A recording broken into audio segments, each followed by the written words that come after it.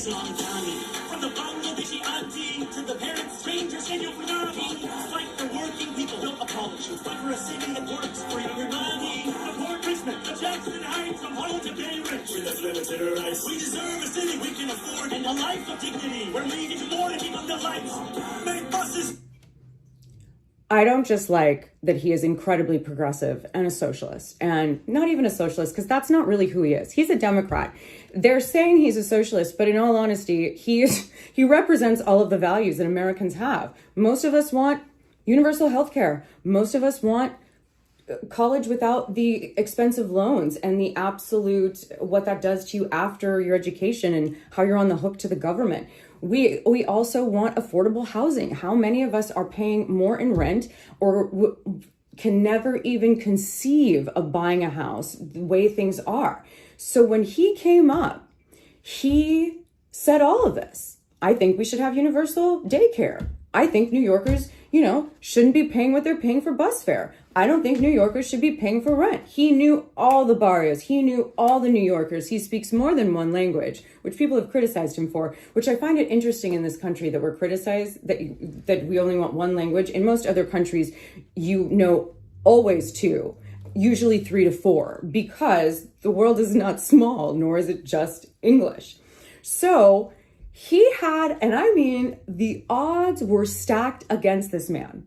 Not only was he running when, the Trump regime had first taken power, all of their billionaire buddies were just throwing money, millions upon millions of dollars for him to lose. Now, why did they have to throw all that money at him? Or at the campaign against him? And Trump target you, and by extension, target New Yorkers. You have 1 minute. President Trump will target whomever is the next mayor of this city. President Trump even targeted his, in many ways, accomplice, Mayor Eric Adams, who has collaborated with the Trump administration at almost every opportunity. And still, in the midst of that collaboration, we saw that New Yorkers are being taken off the streets in their apartment building lobbies. We have $80 million being taken out of our city bank account. So I don't think there's any question that there's any mayor here that will be free from being attacked by Donald Trump. What's more important, however, is that we have a mayor who will actually fight back. And that's what I will do. I am Donald Trump's worst nightmare as a progressive Muslim immigrant who actually fights for the things that I believe in. And the difference between myself and Andrew Cuomo is that my campaign is not funded by the very billionaires who put Donald Trump in D.C. I don't have to pick up the phone from Bill Ackman or Ken Langone. I have to pick up the phone for the more than 20,000 New Yorkers who contributed an average donation of about... And do you know how many Americans are so frustrated at every single thing he just said? That even as voters, even though that we are the people that voted our representatives into office, they don't represent us. They are representatives of people that donate to their campaign, and they are subservient to them. So if it means trampling on us, if it means not fighting for us, in order for them to stay connected to that political money, well, then who cares, constituents? I'm already in. Who cares? And I'm going to get rich. He did not. He did not. He is not corrupt. He would not do that. And he's not taking that money.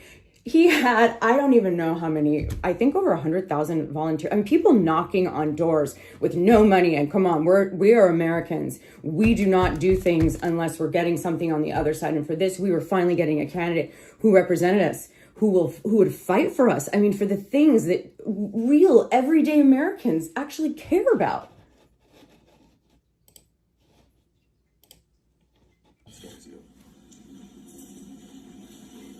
I think what scares me in this moment is the prospect of Donald Trump's puppet becoming the one who would hold it. And that's what we find in Andrew Cuomo, a man who knows he has a narrow path to City Hall and has taken that to mean that he should fund it and pave it with the money from Donald Trump's billionaire donors. I am very excited at the prospect of winning this race, but I will never let our confidence become complacency. And so every single day, I remind myself, I remind our supporters, I remind our team of the fact that this is an election to be won. It's not one that will ever be given to us. Woo! You see that? He comes correct. He comes prepared. He has an outstanding vocabulary. He speaks multiple languages. He knows his city. He can walk through that city and those people know him. They know who he is. He stops and speaks to them. He wants to know about them because he actually cares. Isn't that amazing, America? We have a politician who actually cares, and we haven't had one since Barack Obama. So this is in closing with the first half of this video, because we all know that Mr. Mamdani won. My favorite part of his campaign was towards the end when he actually won. I remember because one, we were in the midst of this terrible government shutdown. All Americans are knowing that we're going to lose our healthcare or the price is going to be quadrupled. Social Security, all of these other things are going to be cut. And essentially all the things that we were already struggling with, we were going to struggle with more. And we were potentially not going to be able to survive this time. So when he won, I felt like an American again. And I felt like maybe this country was going to be on the right side of history.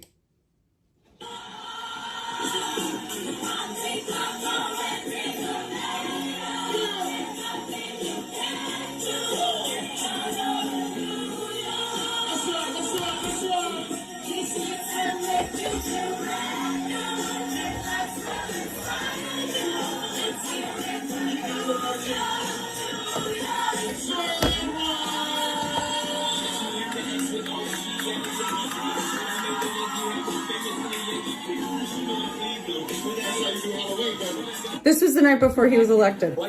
All right, now I can really speak. So we all know he won. He won. And we were waiting with bated breath for January 1st for him to be sworn in. I was on vacation on a lovely island and I still waited. And there it was, because apparently I wasn't the only one waiting to see him inaugurated. 3, 2, 1.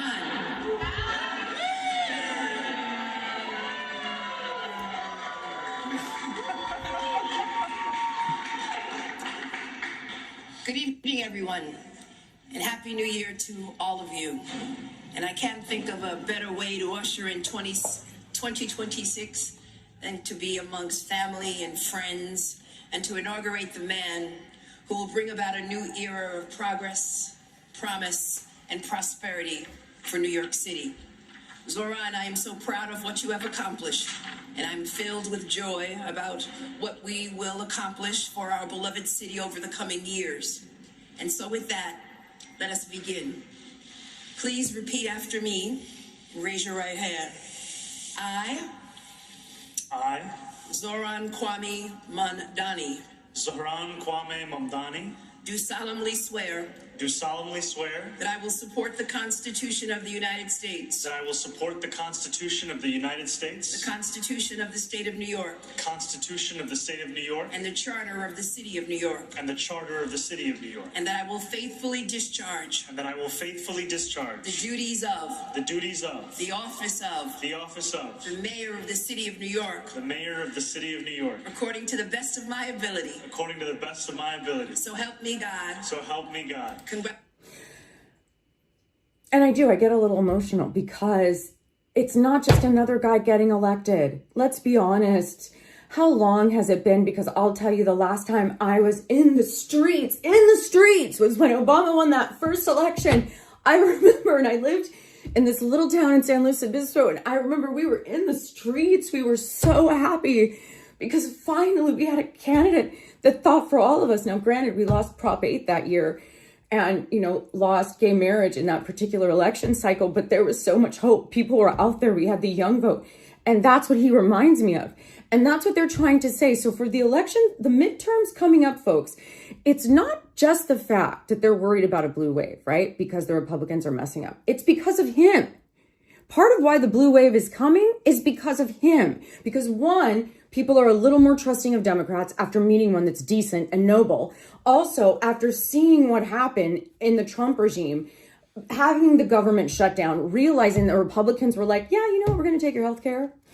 I mean, if you die, that's kind of a bummer, but you don't get free healthcare. Some of them even said at their fucking town hall meetings, yeah, you're going to die. I remember the other guy, you're not going to get free healthcare, or the ones that just fucking ran like the little fucking cowards that they are. And so right now, that blue wave concerns them, and it should. All you Democrats, all you independents, all you constituents, American citizens, this is who we want running our country. this is the type of president we want, and this is the type of president we will get. He will be president one day. And that is because America is tired. America is tired. And after this regime, after all of this fascistic unholiness that we have been living through, I believe that that's what America's going to get. And I believe that that's partially why they're fighting so hard. They're afraid of him. Let's find out why.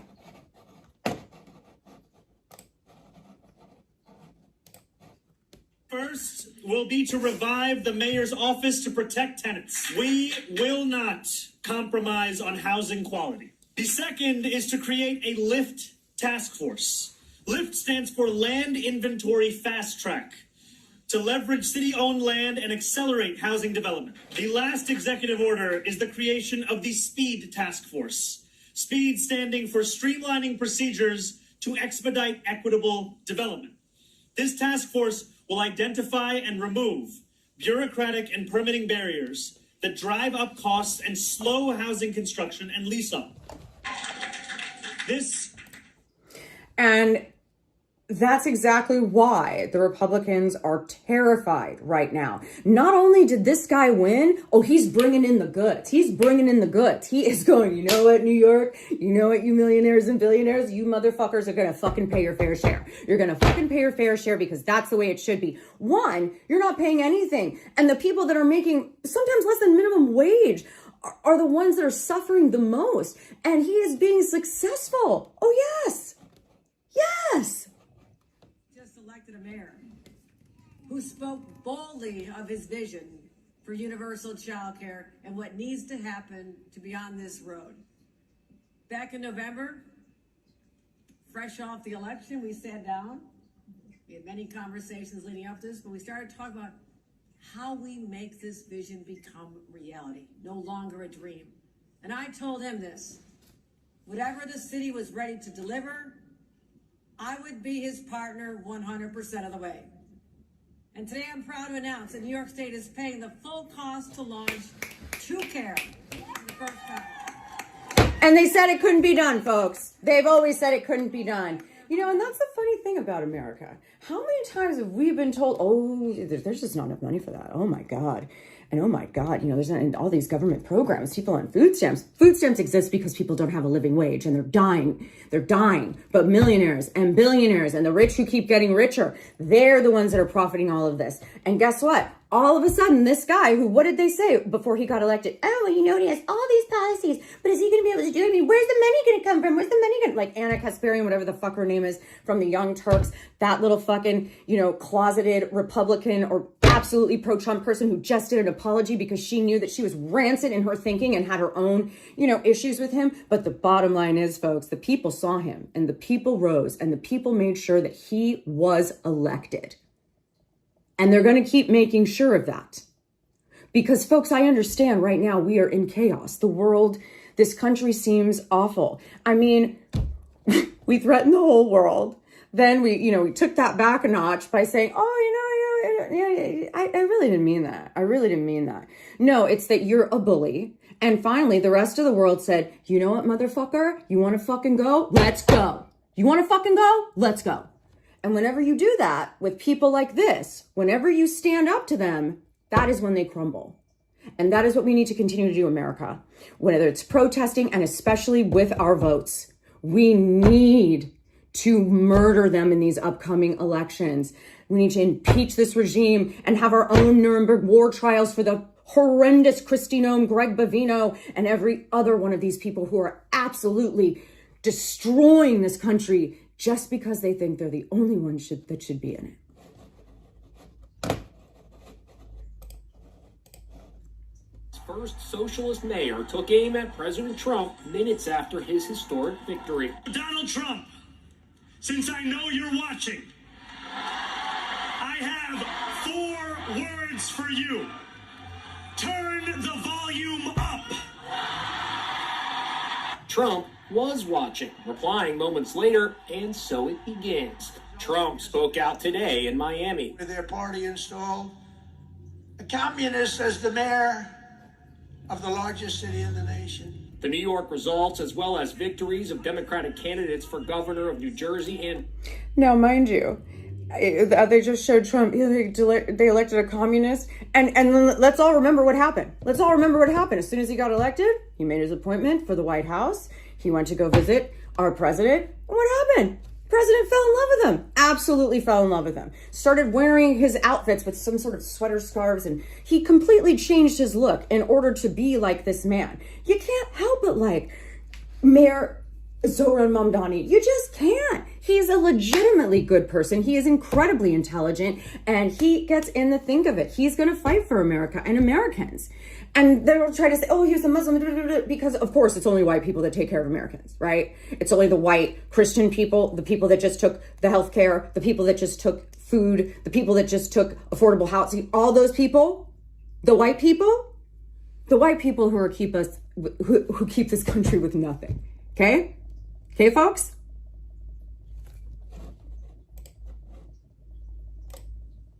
Whose name is all too familiar to far too many renters in New York City. Thank you. Tenants like Josie Wells, who we will...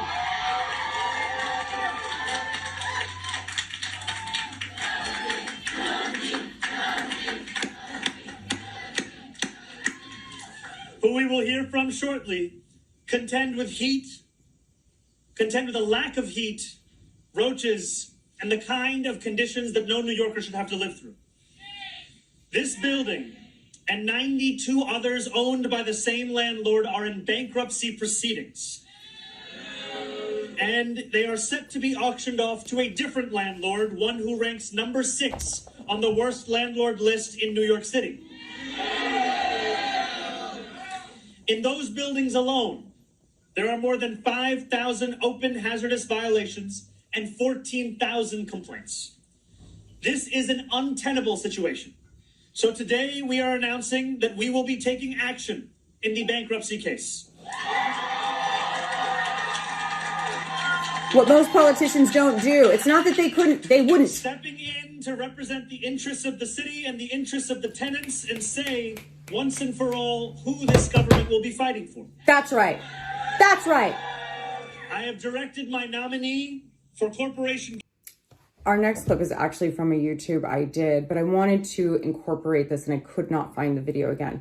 But this is 8-year-old Remy, and he gave a speech on Martin Luther King Day, Martin Luther King Jr. Day, which was just incredibly encouraging and made me realize that it is the youth of this country that's the future of it. Dearly beloved, we are gathered here today to get through this thing called life. By celebrating the extraordinary life of Dr. Martin Luther King Jr., the theme of this grand occasion is His Dream is Ours. In 1957, Dr. Martin Luther King Jr. exclaimed, "Give us the ballot."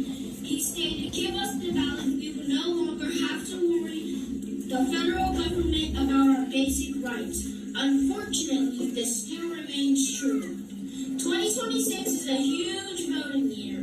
The primary elections will be the most consequential elections of our lifetimes. The preamble to the United States Constitution reads, "We the people." It doesn't read, "We the corporations." It doesn't read, "We the Republicans," "We the Democrats," or "We the Independents." It doesn't read, "We the blacks, the whites, Hispanics, the Indians, the Asians." It reads, "We the people." And it's how we the people stand united and vote. Let me say that again. United. Our democracy. Future politician right here. Please vote. My future and my little black life depends on it. That little boy. I mean, when I saw that, and it had been a rough week just with everything going on. I mean, every day's a rough day in this regime. I swear it's like you go through a range of emotions in a day that's, it's truly traumatic. So, in the words of great Remy, America, we need to vote this election season. We need to make sure that our representatives are like Mayor Zohran Mamdani. And if they're not, then we need to find new ones like little Remy, who are gonna get up and actually care about this country, folks.